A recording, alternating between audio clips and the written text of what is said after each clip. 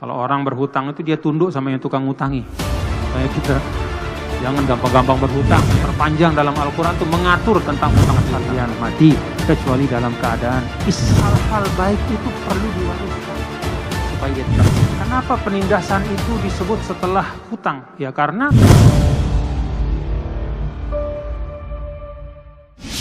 ya kalau kita namanya muslimin maka tidak pantas kita tidak tunduk, tidak patuh ya. Tidak tunduk, tidak patuh. Jadi tunduk dan patuh.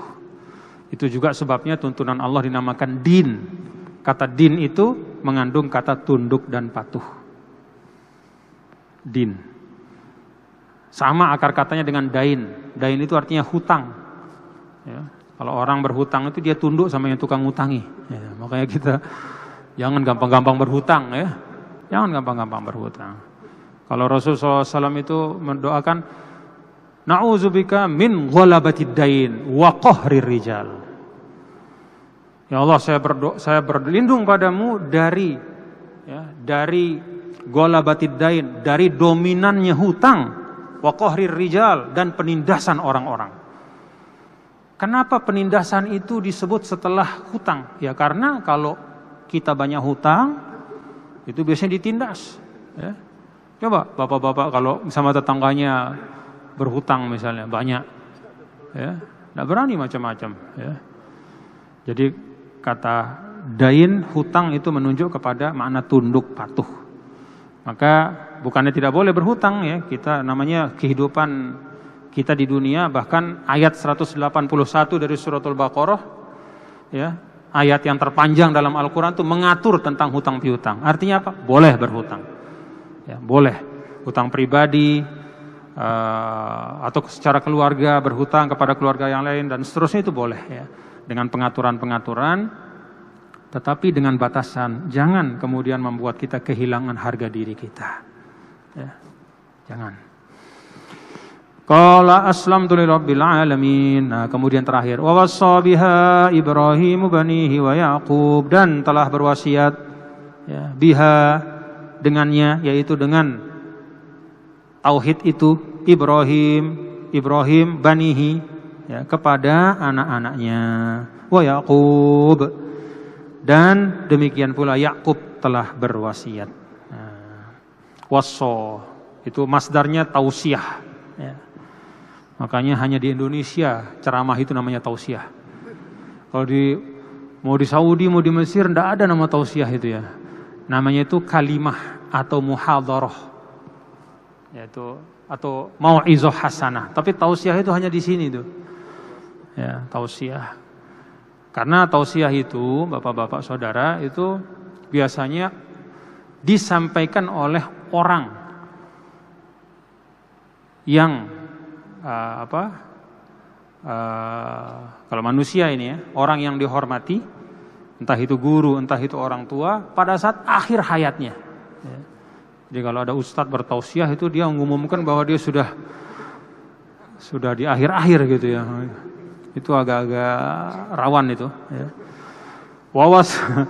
Wawassa biha, berwasiat Nabi di ujung hayat beliau ya. Jadi kira-kira kita gambarkan seperti orang tua panggil anak-anaknya, Ismail sini, Ishak, sini kalian nih, saya pesan, kira-kira gitu. Apa pesannya? Biha, yaitu untuk menjaga tauhid itu. Wa Yaqubu, demikian pula Yakub, cucu dari Nabi Ibrahim, berpesan yang sama kepada anak-anak cucunya. Ya. Siapa anaknya Yakub? Yusuf, ya, Bunyamin dan macam-macam. Itu ada beberapa belas itu. Apa pesannya? Ya bani, ya innallaha astafa lakumuddin. Duhai putra-putraku, wahai keturunanku, sesungguhnya Allah telah memilihkan kepada kalian agama, ya, agama yang hak. Fala tamutunna illa wa antum muslimun, maka janganlah kalian mati kecuali dalam keadaan Islam, yaitu tunduk patuh membawa tauhid itu.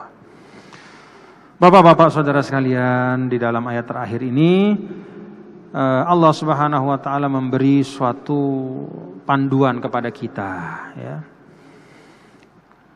Dan juga sekaligus pengingat. ayat ini memberi suatu perspektif ya, pemahaman kepada kita bahwa hal-hal baik itu perlu diwariskan supaya dia tetap hidup.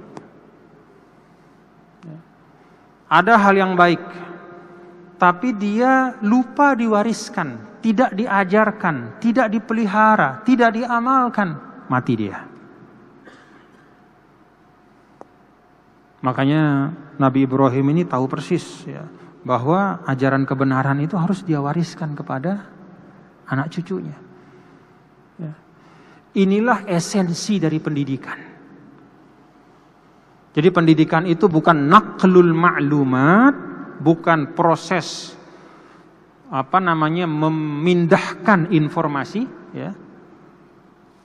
Memindahkan informasi, tapi taurisul qiyam kalau kata ulama, mewariskan nilai. Jadi pendidikan itu bukan sekedar 2 tambah 2 sama dengan 4 ya nak ya. Itu ngajar namanya, ngajar biasa, ngajar matematika. Tapi pendidikan adalah pewarisan nilai. Inilah Nabi Ibrahim mengajarkan kepada kita tentang esensi pendidikan dalam doa beliau, dalam wasiat beliau, dalam pesan beliau kepada anak, cucu dan keturunan.